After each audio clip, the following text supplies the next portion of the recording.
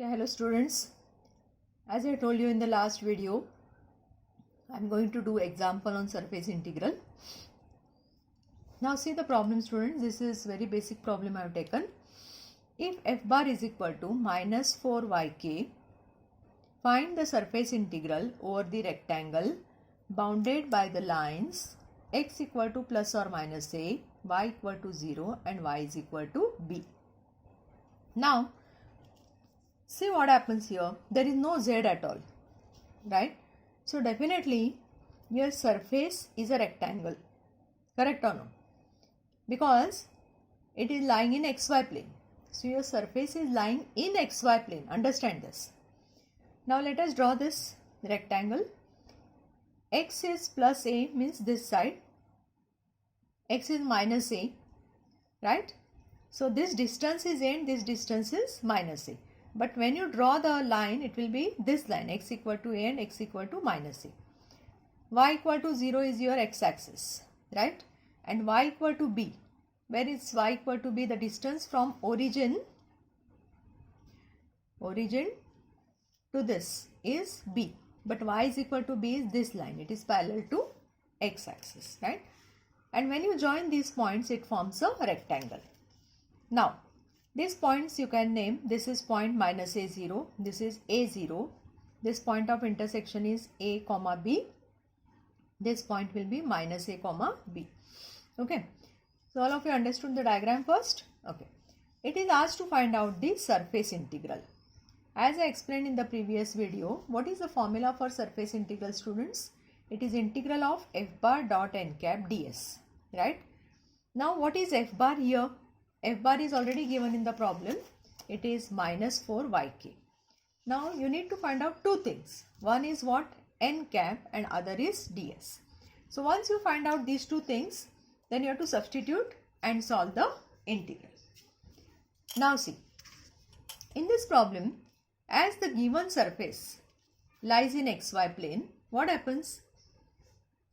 The projection is definitely in xy plane because I've given you three cases, right? Either the surface is lying in some plane, it may be parallel to the plane, or it is neither lying in that plane nor parallel to the plane, right? Now, as the projection is in xy plane, what is the formula for ds, students? If you remember in the previous video, I have shown you the formula. There were three cases, and in those three cases, this is case number 1, right? So in that case number 1, you must have seen that the formula for ds is dx dy upon n cap dot k cap. Why k cap, students? Because see, I'll draw the small diagram here. This is your x-axis, y-axis and z-axis, right? Okay. Now what happens? Your plane is somewhere here in xy plane. This is a rectangle, right? Now when you are taking the projection, what happens here? In the denominator, this vector, that is k cap, from where you are getting this k vector? Because this will be the unit normal vector of the same plane. Now what is the unit vector for xy plane? What is the normal vector to xy plane? It is z-axis, right? But what is the unit vector along z plane? It is k, right? And that's why k is coming into the picture. Followed? If it was yz plane, then what would have come? I in place of k, and here it would have been dy dz. Suppose this was xz plane, then in place of k, what will come? J will come here, and here it will be dx dz. Okay. So as it is in xy plane, we are taking in place of we are taking unit vector k. Okay. Now this is your ds, right? Now what will be n cap, students? As your surface is lying in xy plane, students, whatever is the normal unit vector of that particular plane will be your n cap, right? And what is the unit normal vector of this? It is the unit vector along z axis, which is k itself, right? So n cap here is nothing but k. You followed?